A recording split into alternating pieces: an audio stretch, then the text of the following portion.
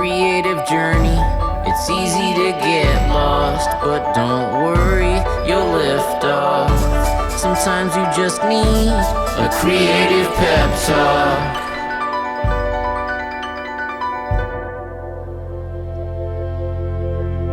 Hey, you're listening to the Creative Pep Talk podcast. I am your host, Andy J. Pizza. Creative block can mean a whole lot of different things, but sometimes it's a very real sense or fear that you're just empty. You don't have anything else to say. Maybe you feel like you're repeating yourself, or that you're just out of ideas. You don't have anything else to give. In today's episode, we're going to tackle what to do when you're feeling creatively empty. And we're going to do so with the help of someone who, for me, has become kind of a creative legend, in my own opinion, in life. Writer, music enthusiast, and poet Hanif Abdurraqib. Hanif writes books, does talks, and is prolific on social media, and also has an amazing creative podcast called Object of Sound that I've been a fan of for a long time, where he interviews incredibly inspiring musicians like indie legends Sufjan Stevens or Bjork, and also fresh new voices in the music scene like Bartees Strange. For me, Hanif represents this type of creator that I aspire to be, as he's always able to bring a fresh story or insight or perspective into every single one of his many creative outlets on a regular basis. And so I was excited to pick his brain and kind of figure out, how do you stay full as a creator when you're making so many different things? Now, he had a ton of really great stuff to share, but before we get to that, just a quick message from our sponsors.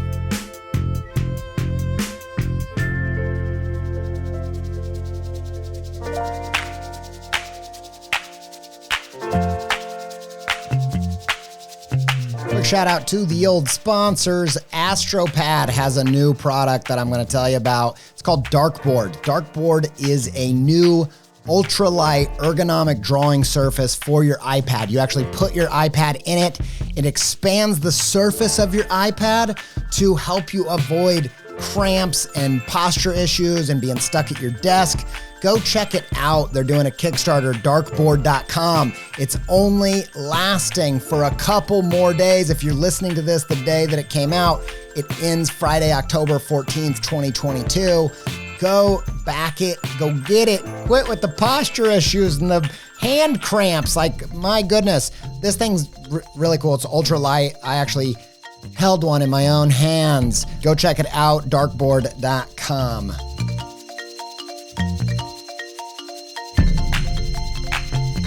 You know, I'm Andy J. Pizza, and sometimes I think about how that pizza chain, their tagline is better ingredients, better pizza.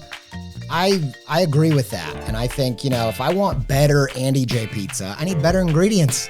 I need new knowledge, and there's nothing better than getting better with Skillshare. I don't know if I should be talking about other, well, they're not competing with these pizza chains.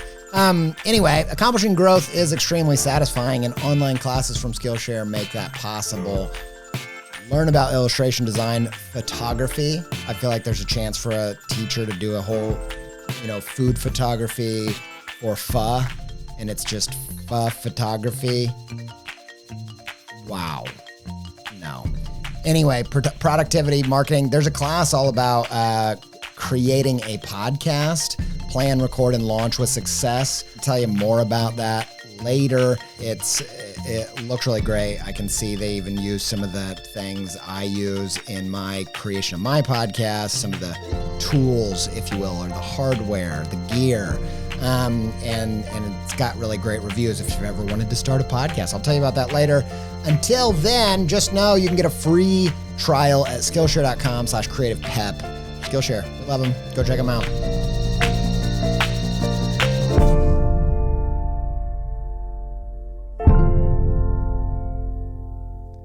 So I recently had the privilege of sitting down and having a chat with writer Hanif Abdurraqib, who I'm a huge fan of, and talk shop with him, as well as just kind of get to the bottom of how does he stay so creatively full that he can do a podcast and write a book and write poetry and do talks and all these different things, a bunch of which I do as well, except for poetry.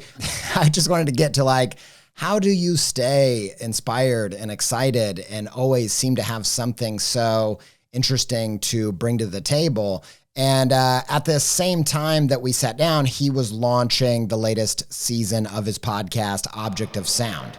Now, he's going to tell you a little bit about Object of Sound. It's a podcast from Sonos where he goes and interviews different musicians that he is a fan of, and they kind of talk shop creatively. And I thought it could be cool to pair some of Hanif's answers with clips that illustrate these points from his show. These interviews are with artists I'm a big fan of, or just episodes of the show that I found particularly inspiring, and pulled out little bits that we could take a deeper dive on through the perspective of his own creative practice.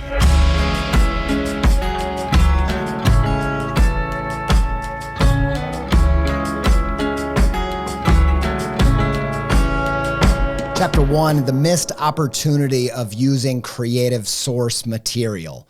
Earlier this year, I read Hanif's latest book, A Little Devil in America, and it's all about Black performers, Black performance. And I was fascinated by Hanif's ability to say deeply personal things about his own life while exploring and riffing on secondhand source material like Whitney Houston's relationship with Black audiences or cultural staples like Soul Train, the TV show.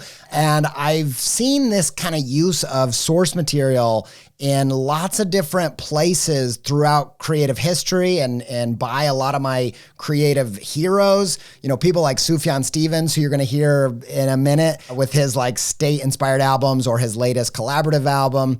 But I also feel like it's a missed opportunity in a lot of creators' practices. Like, we feel like we have to make it up all on our own, whereas we can inject research into the creative process and make that a big part of how we stay full and inspired.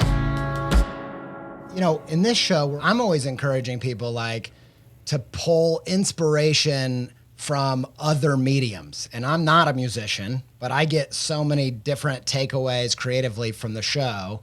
And I thought first up, we could talk about that idea of outside sources and source material. This was a big theme in your episode with Sufjan Stevens and Angelo De Augustine, and they talk a lot about source material. Could you just kind of cue up like what that album was all about and how source material played a role in that?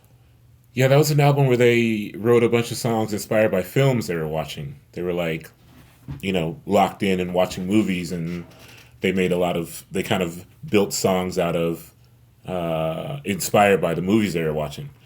And it was interesting because I think Sufjan in general is someone who is a very outside source kind of creator.